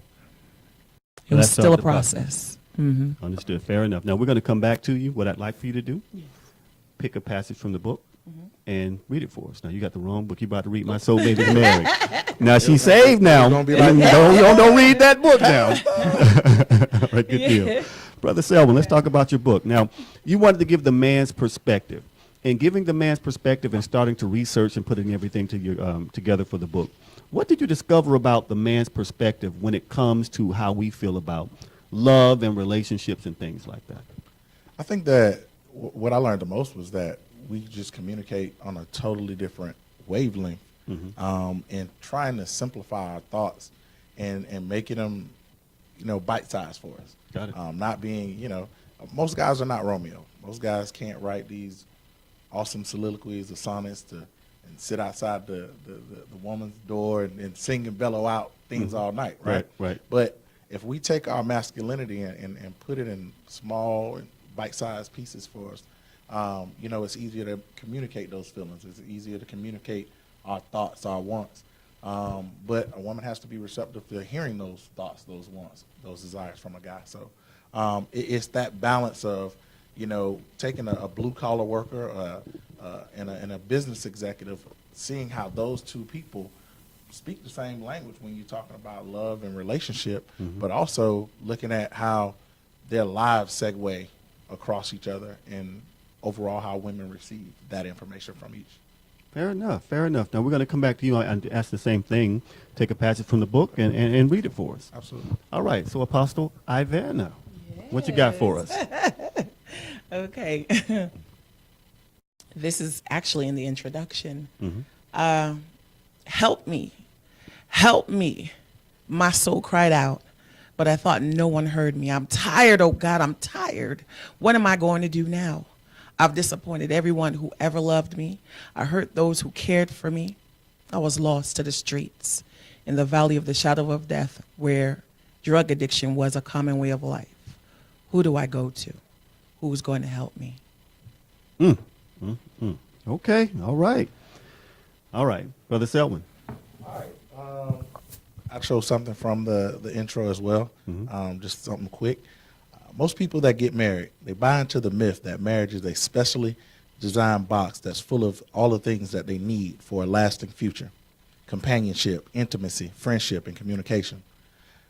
What if I told you that everything that you knew to be true about marriage was actually that box is empty at the start? The things that are needed for the relationship to continue to flourish and progress are things that you have to put in the box on a consistent basis. I love it. I think both of you are talking about things that people really, really need to understand. Now, first of all, I want you to share with people where they can go to get your book. Oh, okay. You can go to Amazon. You can go to my website, ivanavarine.com, Facebook, or you can just Google me, Ivana Varine. It will all come up. I write daily. Good deal. This is a daily thing for me. It's how I get free. If I can't encourage somebody, I think I'll get sick. Understood. I've got to give what God has placed on the inside of me. And through this process, a writer was born, an author was born, Good deal. Brother Selwyn. You can pick My Soulmate is Married Up off of Amazon, any of the other ebook mediums that you may use to actually purchase the book. You can actually look me up on Instagram, Facebook at s-squared.mbs, Mind, Body, Soul. All of my information is there. Also, we've actually just recently hit 1,017 books over the past year. So over a full 13th month roll, we have actually sold ebook and physical copy books, over 1,000 books. So I'm super excited about that. And I appreciate you for allowing me to come on when the book first got started. Wonderful, wonderful. Now listen, we ain't done yet. We still got time on this show. Absolutely. I just wanted to talk more about what they're doing because these are some incredible people, two incredibly talented authors pouring their souls out in the paper and, pen and digital, media. So I need you to go out and support them. But I want to talk about something before we go. This country is getting mean as hell. I mean, it's just ridiculous. It's mean as hell. First of all, I got something that talks about this man being harassed at the pool in the apartment complex that he lived in. This man was just chilling, minding his business. And a police officer, a security guard, came up and asked him if he lived there. Where do you live? Now, within his rights, he showed his key card to the security guard. And then the lady from the leasing office comes out. Now, the thing is, when the man at the pool gets harassed in his own complex, it just trips me out because I'm thinking about the police calling or being called on all these different things. So we're going to look at this one. We're going to come back and talk about it after we play it. And then we'll play the next person who got the police called on them. This is ridiculous. Go ahead and roll clip. What up, Insta Live? We got another police officer after I showed her my key to and walked up here and tried to kick me out of my own goddamn pool. I pay $1,600 in rent. What's your badge number? That's my question. Candace? Yeah, tell her she looked stupid. Now tell her she looked dumb. Just tell her she looked dumb because I told her, I showed her my key. She didn't have to come over here. I'm over here. Yeah, but I told her that but listen, hold up. First of all, the question that you asked me was, do I live here? I said yes. Then you asked me what my address was. I showed you my key. What more of a conversation needs to be held? Seriously, what more of a conversation do I need to? But I'm saying, I did answer her question. I did. Why do I need to give this lady who I don't know my address? I don't know her. I don't know that's a fake ass badge. What do you mean? I'm saying, just seriously, and just think about it from my perspective. Yes, but you just came over here and ruined my alone time and my. Shane. Yes. Yes. Being regulated. I showed her my key. What else did I have to do, Candace? What else did I have to do? She didn't walk over there. She didn't walk. Were you gonna walk over there? Shane, No, you haven't. You ain't been over here in the last hour. Shane, You. I already walked out here. Yeah. And looked at everything with her. Plus your mom's purse is in the office. I don't know if you want to take that. Oh, I was gonna walk over there. I thought y'all was closed, so I was gonna get it tomorrow. But I just don't feel like I'm welcome. You know what I mean? Like she just walked over here and just literally looked right at me, like, yo, he's not. You know what I mean? I just showed her my key. I literally showed her my key. At that point, I feel like there's no more conversation in me, and I wasn't here. It was probably 30 minutes, and I was here. I've been sitting out here since. Honestly, I don't care to hear you talk. If you want me, why do I have to leave my pool? She don't live here. Do you live here? There is a sign that says that I can ask for anybody to leave. But for what? But for why am I leaving? I literally have been sitting here not doing shit. Literally just got over here. But I feel threatened. Honestly, I don't feel like I'm. I already came out here with her, and I have looked at everybody here. I'm just saying. I showed her my key. I haven't showed her. I have been here. I just left the gym. I literally just left the gym and sat over. Okay. All right. Did y'all see that? I'm just saying. Did y'all see that? Was it just me or did y'all see that too? Now I saw a young man chilling at the. I'm gonna hold my mule. I'm gonna hold my mule just for a second. All right. Now, Pastor Ivana, your feelings on this video? Not right. She saw a black man and she stereotyped him. He shouldn't have been there. It's wrong. She was wrong. They were wrong, and they were following up. He had every right to say he felt threatened because it was two of them coming at him about where he lived. Like, he is not supposed to be there, and he has every right. That's sitting while black. Wow, you're killing me. They were wrong. They were wrong. Brother Hands Selwyn, down. what do you think? Sitting while black. SWB. I like it. No, I thank the Lord it wasn't me. I know that was just that whole situation would have ended totally different. So. Now, here's the part that really disturbs me. The woman who works in the leasing office came out. He was like, okay, I should be okay now because she knows I live here. She should have my back. And she completely did not have his back. In fact, she ended up saying, you need to leave now. Now, I need everybody to understand something. That's part of the problem right there. See, white people, and I'm going to say white people because y'all white people. White people will side with law enforcement, right or wrong. White people will side with authority, right or wrong. There were some people who said that Tamir Rice was big for his age. He was big for his age, criminalizing Tamir Rice. I need you to think about this. This is a kid who was killed, and they said, well, he was big. Are you kidding me? Philando Castillo, in the debate that I was having, they said that he was high. They found traces of THC in his system. He was high. Now, I will tell you, I will tell you that that lady had a point because high amounts of THC can make you paranoid. After watching the video, he wasn't paranoid. He was completely lucid. And he said, I have to let you know that I have a concealed weapon in the vehicle. He said it very calmly.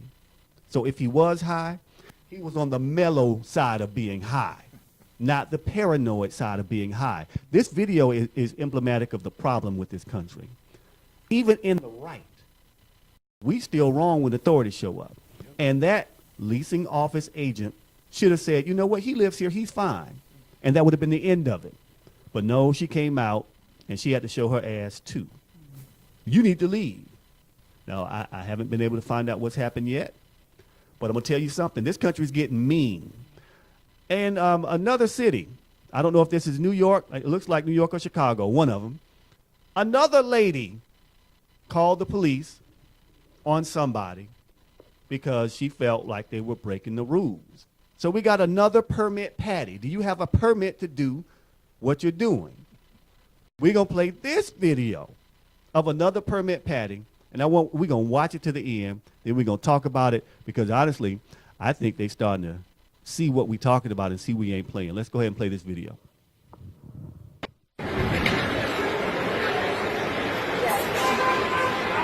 Hi.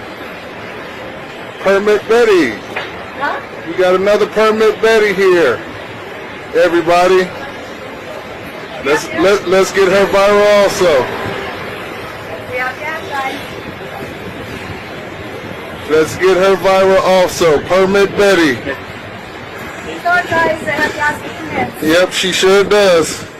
She's got to mess with people that just trying to make a living. Yeah. Yep. Everybody can do this. Let's let her go viral, ladies and gentlemen. Hi, everybody. I there know. She goes. I know compassion is all. There she goes. But we're just trying to make sure everybody has the opportunity. Yeah. There she goes. Yes. Permit Patty. Let's figure out what company she's with. Oh, where's she going? Where's she going? Working on. Now, did y'all see that? Wow. Yeah. And she got scared and she walked off. She was like, you know what? Now that I think about it, let me get on out of here so I can keep my job. I don't have time for this. I ain't really that concerned about this street vendor. Let me go ahead and keep it pushing. All right, Brother Selwyn, what do you think about that?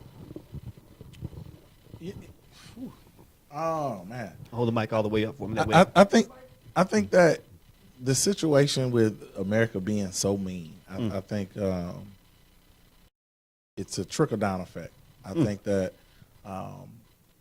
people that sit in a big White House on Pennsylvania Avenue, they go by the number of 45. I think their personal venom is spilling out. It's spilling on the country. And it's causing individuals that would normally, stay in their lane with the things that they feel or things that they normally wouldn't say. I think it's giving them liberation to be able to say these things and feel this way on a public stage, and it's causing a lot of distress. All right. Apostle?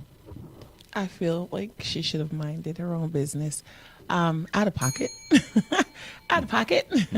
You know, she doesn't know or didn't know or even probably took the time to find out, you know, why he was doing what he was doing, the family, who he has to support as a result. Because I know, if you know, I have a couple of jobs,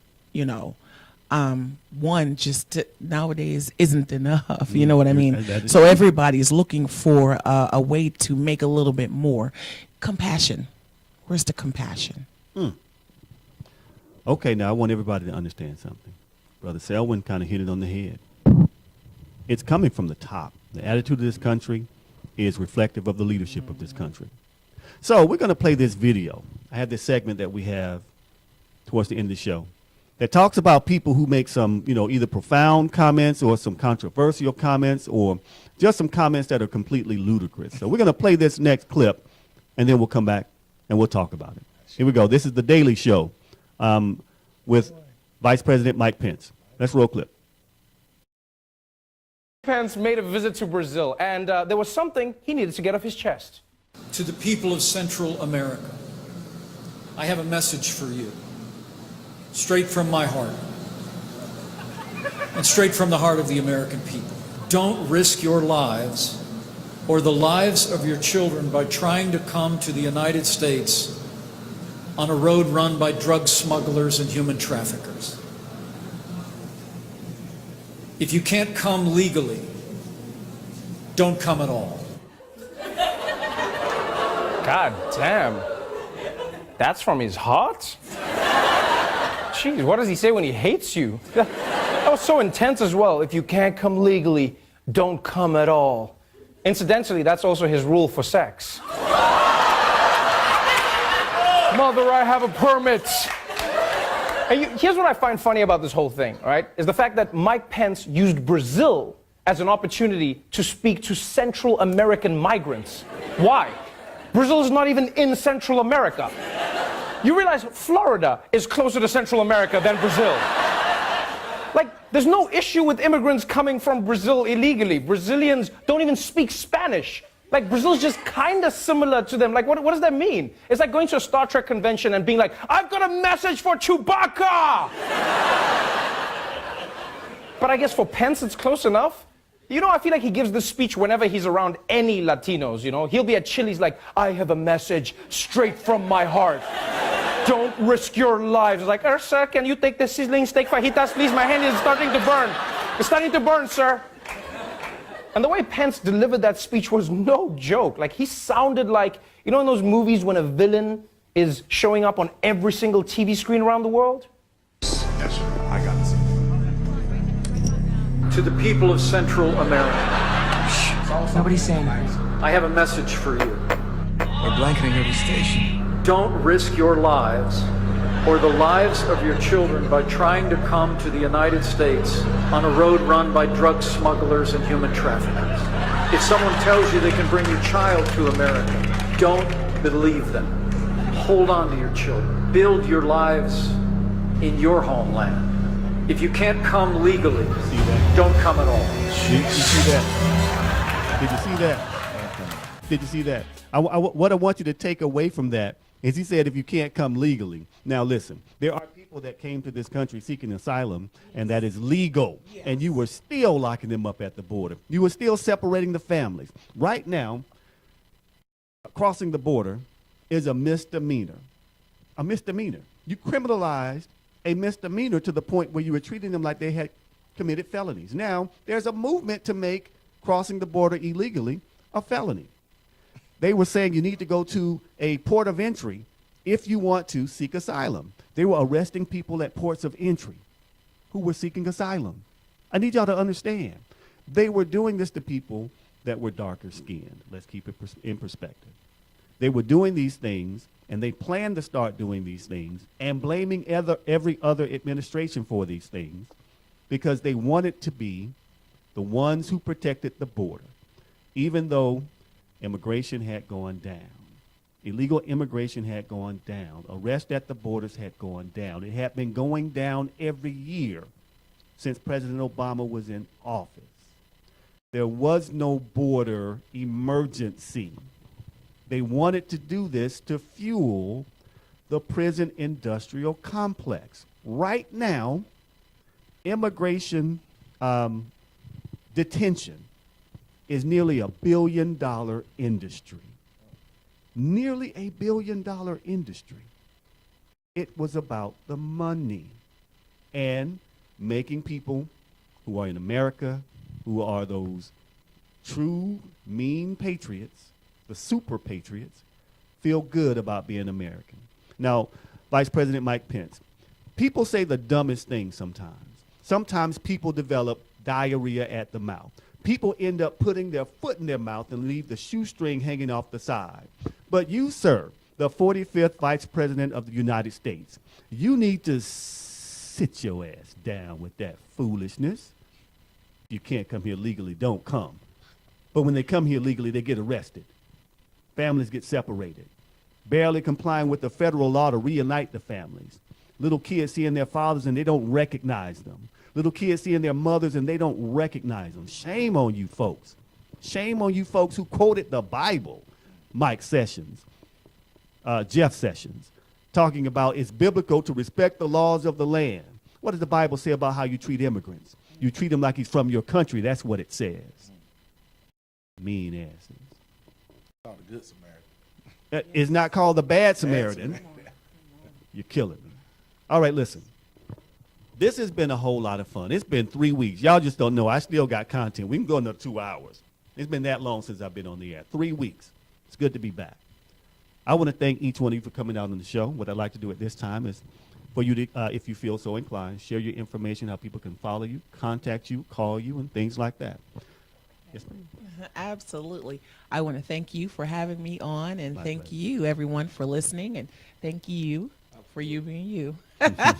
I'm grateful and thankful. Yes, I can be found on LinkedIn, Facebook, Instagram, Twitter, my website. Did I say Facebook? Yeah, I write on. I have several different pages on Facebook, and one of them is Marriage Quotes. Over 27,000 people following that. Okay. And people want to know how to find love and how to stay in love. Just want to put that in there real quick. And my email, info@ivanavarine.com. Look me up if you need me. I'm going to tell it. All right. Good deal. Thank you so much for joining us. We appreciate that, Apostle Ivana. Yes, Varine. you got it. Yes, you got it. Boom, up in this piece. Did 4 times in a row. He got it. Brother Selwyn. Ivana, it's definitely been my pleasure. Jeffrey, always a pleasure. Thank you for having me again. Yes, sir. The information for my book, again, you can find it on Amazon, any ebook site or anything like that. Again, that's S-squared, SSQUARED.MBS. I'm on Instagram, Facebook. You can inbox me at any time and set up, book talk or book conversations. A lot of book talks that I've done throughout the United States thus far have been just by people inboxing me and things of that nature. So I love to do book talks. I love to get with the women and kind of chop it up about a male's perspective and how we think, what we think sometimes. And other than that, go out and get it if you haven't got it. Again, it's My Soulmate's Married. I'm working on the next one currently. Am I married to my soulmate? So it's the finish up to what Avery's going to be doing. So you'll find out in the next book what Avery decided to do as far as the relationship side of things go. Wonderful. I'm excited about that. I'm excited, and I'm looking forward to it. Now, listen, we do this every Saturday from 6 o'clock p.m. to 8 o'clock p.m. right here on Manifest TV. That's on the Status Network. We're doing things big, so I need you to follow me everywhere at Talk with Jeffrey on Facebook, YouTube, #Talk with Jeffrey. You'll see my page. Twitter, @NigelsPop, NIGELSPOP. You can hashtag the Status Network, and it'll pull up everywhere on social media. You can find us on Instagram, Status_Network, Facebook, Status Network LLC. The phone number is 470-251-4647. Again, I am Talk with Jeffrey. No spaces, all over everything, except for Twitter. And except for Snapchat. I'm still not Snapchatting. There might be a new network. I still don't get it. I tried it one time. That was enough for me. So this has been a whole lot of fun. Yes. Absolutely. I appreciate both of you coming out, but I am out.